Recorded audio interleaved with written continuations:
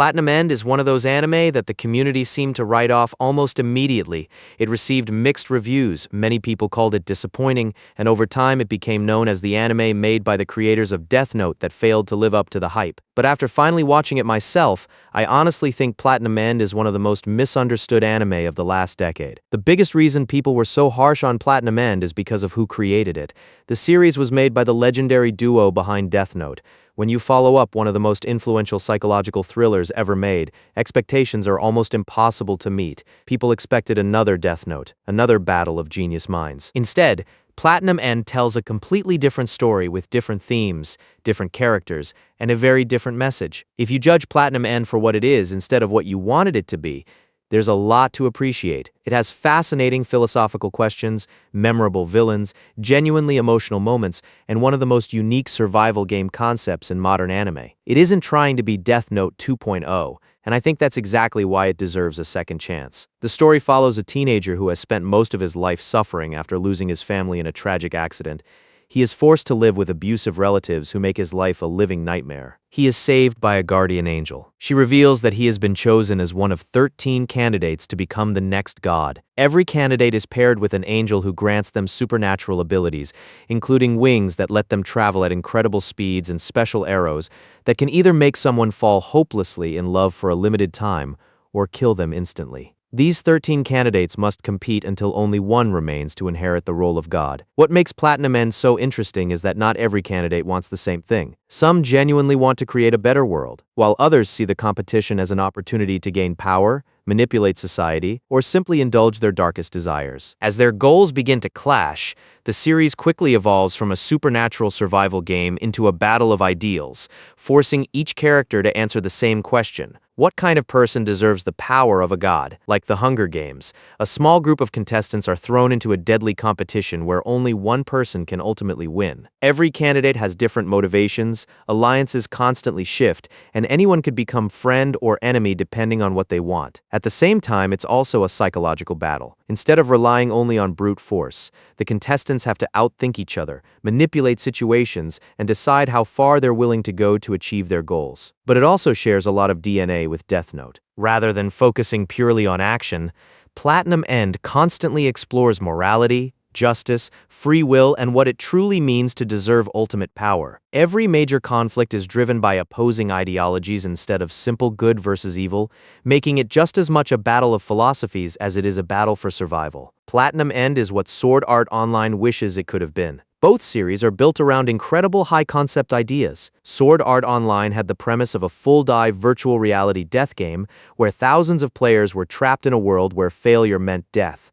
On paper, that should have been one of the most intense survival stories in anime history. But instead of focusing on the fear, strategy, and desperation of being trapped inside a deadly MMO, Sword Art Online quickly turned into a power fantasy about Kirito being unbeatable, collecting admirers, and solving every problem because he is simply the special one. Platinum End takes a similar life or death competition concept and actually commits to it. The characters are not just fighting because the plot needs an excuse for action.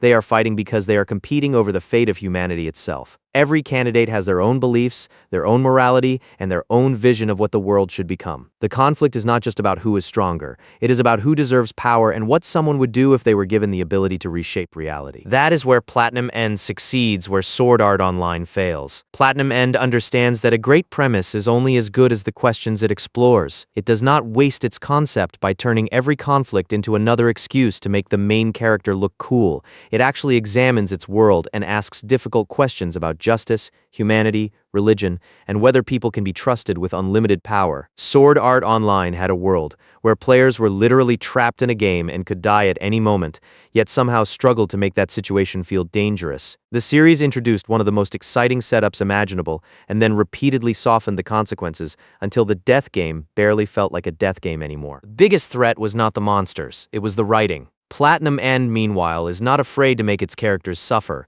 make mistakes, and face uncomfortable choices. The characters are flawed because they are supposed to be flawed. They are not there just to make the protagonist look impressive. They represent different ideas about what people are capable of when given power. While Platinum End received a mixed reception because people expected another Death Note, it is still far more ambitious with its themes than Sword Art Online ever was with its own premise. Sword Art Online had the ingredients for a masterpiece and somehow turned them into a generic power fantasy. Platinum End took a controversial concept, explored its ideas, and actually tried to say something meaningful. One series asks, what if you could become the strongest player in a virtual world? The other asks, what happens when ordinary humans are given the power of a god? And that difference is exactly why Platinum End is the more interesting story. The anime begins with Mirai Kakehashi graduating from middle school. Afterwards, Mirai jumps off the roof of a building, but he's saved by an angel named Nase. Normal people can't see Nase, and she doesn't appear in any reflections. Mirai wants Nase to drop him, but she doesn't do it. The reason why Nase came here was to make Mirai happy. She knows about Mirai's tragic past, and how his family died when he was 7 years old. Mirai was soon taken in by his aunt and uncle, but they constantly abused him. If Mirai was being mistreated so much, then his teachers at school should have seen the bruises on his body and called Child Protective Services or the police, since child abuse is illegal in Japan. Mirai's life has been filled with pain, and he doesn't have any friends or family members. Mirai thinks there's no hope anywhere in his future, but Nase is here to give him hope. She allows Mirai to choose between a pair of wings that can take him anywhere he wants to go, or an angel's red arrow that makes anyone fall deeply in love with him if they get struck by it. Mirai can't make a decision, so Nase gives him both. The wings sprout from a necklace, and the arrows fire from an armband. Mirai can't remove the necklace and armband from his body, but only other people with angels can see them. Mirai tries out his wings, and he starts flying. Normal people can't see the wings, and they can't bump into anything. Mirai starts crying tears of joy, and he flies around the world. Mirai is able to fly faster than the human eye can see, so he can steal anything that he wants. Mirai could use his wings to become rich. Nase mentions that Mirai's aunt and uncle killed his family all those years ago. They made it look like an accident. Nase has always been watching Mirai, so she knows everything that there is to know about him. Nase suggests Mirai use the red arrow and confirm what she's saying is true. Mirai confronts his aunt, and he shoots her with the red arrow. Mirai's aunt falls in love with him, and she will now do anything that he commands. So the red arrows can do more than make people fall in love. They can be used to control people too. Mirai has to be careful not to get shot by someone else's red arrow. Mirai asks his aunt if they killed his family, and she admits all of her guilt. It was done to inherit money, and they rigged the car to blow up. This is clearly not an accident, because cars don't normally explode. The police should have done an investigation and found out what happened. Either the manufacturer was at fault, or someone rigged the car to explode. It should have been obvious that Mirai's aunt and uncle were responsible, since they had the most to gain from the family's death. Mirai's uncle comes into the room, and he's furious. Mirai's aunt states that they took him in for the insurance money. Mirai declares that his aunt and uncle should both just die. Mirai's aunt grabs a knife, and she brutally stabs herself in the neck, so the red arrow can even make people